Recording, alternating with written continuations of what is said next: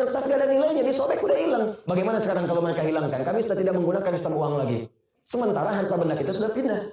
Apa yang mau kita sesali kemudian hari? Demi Allah saya katakan ya, nilai itu, karena emas itu punya nilai intrinsik, maka dia akan terus naik. Akan setara. Harga kambing di masa Nabi sampai sekarang pun sama nilainya segitu. Jadi walaupun orang kelihatan naik sekian juta, dulu cuma 1, sekarang juta. Dinar cuma 1 dinar selesai. Jadi dulu 1 dinar, sekarang 1 dinar.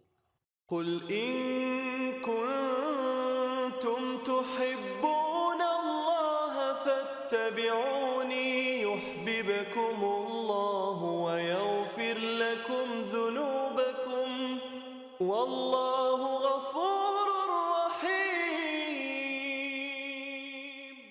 Saya sarankan sih kalau mau nabung pakai emas. Itu lebih mudah. Ini saya sarankan. Karena ayat-ayat di Quran ketika bicara harta itu kebanyakan bicara tentang emas dan perak. Ya, misal Quran surah ketiga ayat ke-14. Paling kanan agak ke bawah. Zuyyina lin-nasi hubbus syahawati minan nisa'i wal banin wal qanatiril muqantarati minan dzahab wal fiddah. Ya, qanatir muqantarah itu ada harta yang punya nilai intrinsik berharga. Yang kalau dikumpulkan punya nilai. Jadi ada harta yang punya nilai intrinsik, ada yang ekstrinsik. Intrinsik itu di dalamnya memang ada nilainya.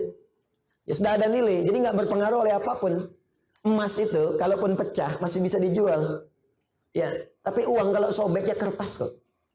Nilainya berubah-ubah. Makanya sekarang selalu mengalami devaluasi. Menurut saya bukan mengalami penurunan, tuh memang nilainya diturunkan dengan kepentingan tertentu. Dulu itu masih menggunakan emas. Ya, masih menggunakan emas. Isyarat Quran, hadis masih dipakai.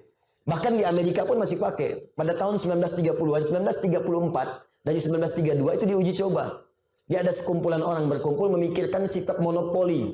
Bagaimana memonopoli dunia dari sistem keuangan. Maka diwujudkanlah uang kertas itu. Diuji coba asalnya di negara barat sana. Lokal sifatnya. Lokal.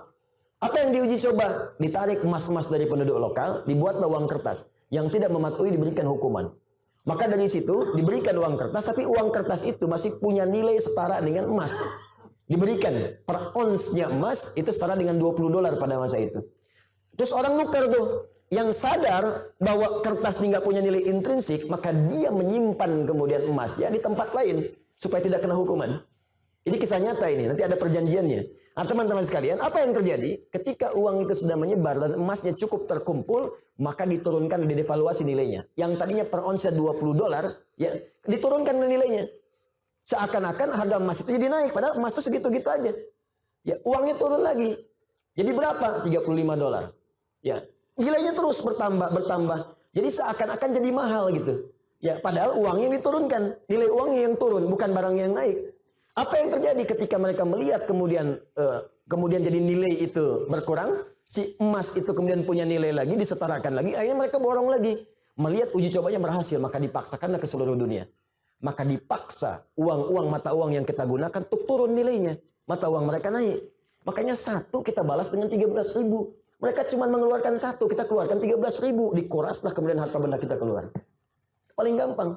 Makanya nggak ada nilainya. Tempat lain ada yang 20.000. Mereka ngasih 1, kita ngasih 20. Dan yang paling gampang itu kan kertas. Kertas kalau disobek, dihilangkan nilainya, nggak ada nilai.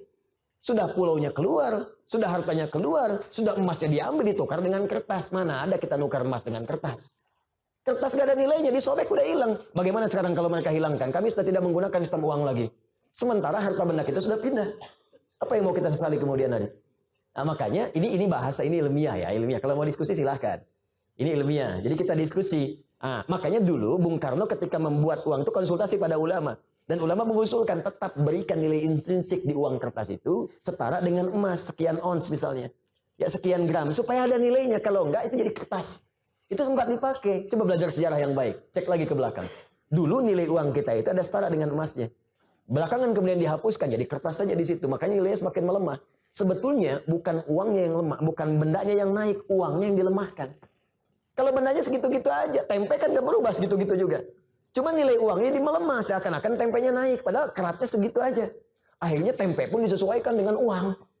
Ya kan, 2.000 tebel, 1.000 tipis gitu kan. Ya, 500 udah tipis dibelah. Tuh kan? Itu coba belajar di situ. Terus ada perjanjian dulu, se-Eropa itu diajak kumpul. Makanya bikin dulu ada The Fed ya, masih sekarang sampai ada. Terus IMF dibuat pada saat untuk ngutang-ngutangi. Ya itu ini pelajaran ya, mesti kita tahu gitu ya konteks ini untuk belajar. Makanya ekonom kita itu selain pintar mesti soleh. Supaya dengan kesolehannya bisa memberikan manfaat untuk bangsa.